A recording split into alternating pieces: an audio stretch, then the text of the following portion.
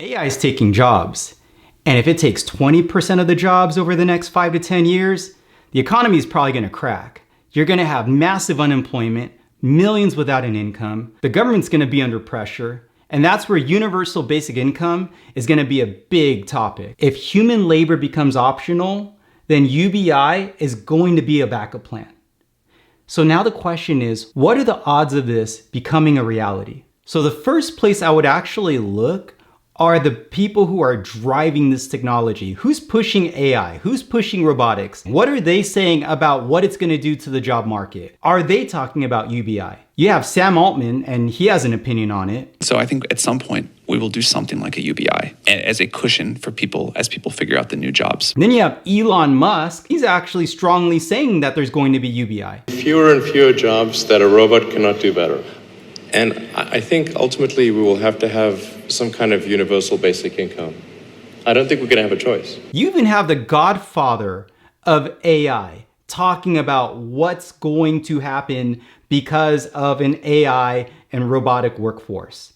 They are all saying that UBI is probably going to be in our future. So right away, I would be alarmed by that. Again, they are the ones that are spearheading the technology in this, which anyone who has a job is going to be at risk. Next is the governments.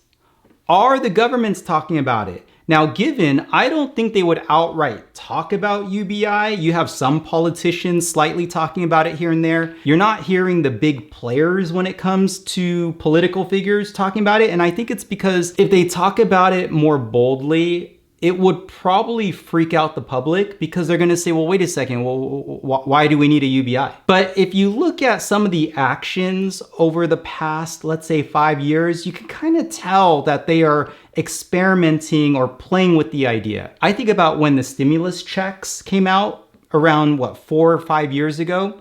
That was like maybe a test for UBI. But that was a very different time. People had money back then. People had a savings and people had very strong borrowing power. So there was money going all over the place.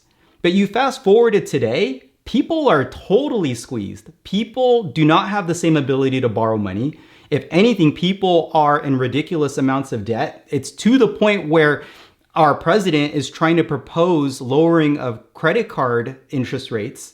So we could see, again, in different times, will people behave to stimulus checks differently? And then you got the president himself proposing the idea, I will kind of want to say our stimulus checks, but in the form of tariff checks. But it still has that feel of a UBI. And again, I think it could be the idea of getting us desensitized to the idea, maybe more open to the idea. So that's what I'm seeing. But again, you do have political figures talking about it. On the news, you just hear one political figure after the other talking about the massive unemployment that is brewing. So, third, now check this out. I'm sure a lot of people didn't know this. Did you know that Stanford University actually has a department devoted to the study of universal basic income? It's actually called the Stanford Basic Income Lab. And it became a reality in the year 2017, which to me is very fascinating because if you are familiar with the Agenda 2030, that was actually brought to the public in the year 2016. So, 2016, you have the Agenda 2030, and I won't talk about it here in this video, but if you look into it, you'll kind of see the plans that they have. In 2030 is around 4 years from now. And a year later, in the year 2017, Stanford now has a basic income lab. So what is it that they are studying? What are they researching? They are researching throughout the world. They've been observing test groups. I feel it's kind of more of this under the radar. Let's just try it with specific groups, or let's say people with specific circumstances, to see how they respond to getting these monthly checks. If you see, it's being done throughout the world, these tests. But if you look at the United States, there are way more tests going on in the United States than anywhere else. And if you look, there are tests that are currently going on.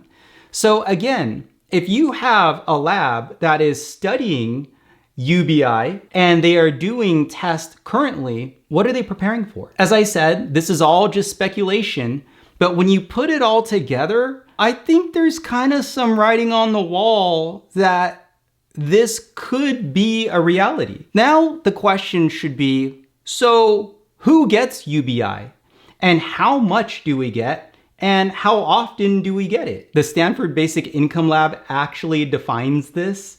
And so just going on their site, check this out. This is what they say. This is how they define UBI. It is periodic. It is a recurrent payment rather than a one-off grant. So it's going to be coming, let's say, on a monthly basis or whatever the schedule is.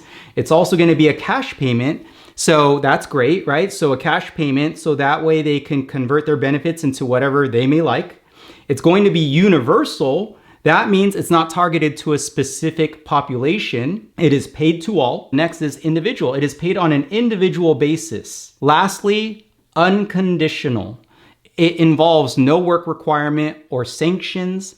It is accessible to those in work and out of work, voluntary or not. It's safe to say that every adult in the US could potentially get UBI if it becomes a reality. And so if everyone's getting these checks, where is the money gonna come from? When you do the research on where the money could potentially come from, right out the gate, of course, the talk of the government redoing some of their policies, maybe changing the welfare a little bit. So there's been talks about some adjustments there, but I would say the bigger talk is this notion of some form of a tax, the big companies that plan to replace the labor force with AI and robotics. I totally understand that, right? Again, the notion of let's tax them because they're gonna be raking in tons of profits if they're getting rid of their labor force. So this is the simple math that goes in my mind. So I imagine it this way. Let's say there is a company or let's say a big corporation and they lay off someone and let's say they were making $150,000 a year. Obviously, the company now doesn't have to pay that out anymore. And it's now going towards the AI or the robot.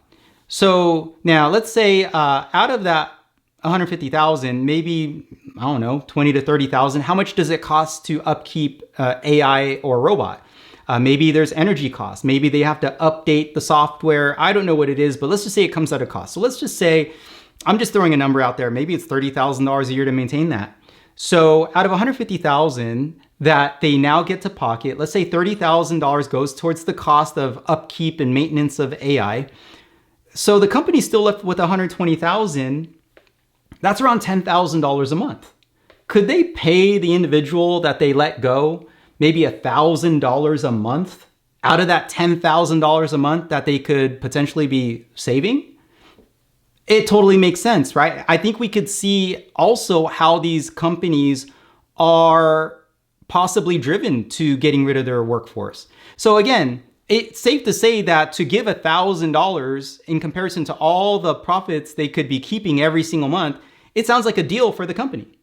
So could they give even more? Let's say maybe, again, in the form of a tax, a big percentage, 3,000, 4,000, 5,000 to help in this giant pool of people that could be losing their jobs to AI? Then it kind of makes sense to me if they are going to move forward with that. This all just being speculation, but so many experts are talking about it and so many of the people in charge of AI are talking about it. You have policymakers talking about it. You have a lab in Stanford devoted to the study of universal basic income. You know what? Drop a comment. I would love to hear your thoughts. Do you think UBI could be coming or not be coming? So lastly, here are my opinions. The pro to the notion of UBI is the fact that people are squeezed right now. People are financially squeezed, but based on the studies with Stanford, the average is around $500 to $1,000. It'll help. I see that as a benefit because $1,000 could help people go above, let's say, the poverty line. And you know what? That relief in today's time could be a great positive. Now, when it comes to the cons, it is the notion that $1,000, as much as it's great, it's probably not enough to live a decent life. $1,500, if not around $3,000 a month per person would allow someone to live well. So it's really sounds like it's just getting by money versus very, very good money. There would be a need still to find some form of extra income. Lastly, the biggest concern, and Elon Musk has voiced his concern on this, is a lot of people define their purpose many times with their job or career. It's fulfillment for them. Again, it gives them a sense of purpose. And if you have AI and robotics taking that away, now, as I said, some people might be like, hey man, if I'm getting a check every single month, sweet, there's so many things I want to do. But I could see over the next, let's say 6 months to a year of getting those checks and not having an outlet for your skills and your abilities and your talents. I could see what people are saying where it could lead people into depression. And for me, that is actually the bigger concern. Is what do we do when you have so many people, they need to feel fulfilled. They need to feel a sense of purpose. I always like to look at situations in the positive. It's that saying of finding the joy in everything. What if you have a bigger calling? What if God, the creator, the universe, or whatever you want to, let's say, call this, has a bigger purpose in mind? So that's more so what I think about. As I said, what are your thoughts? And if you felt that this was very helpful, definitely like, subscribe, share this with others, and I look forward to the next video.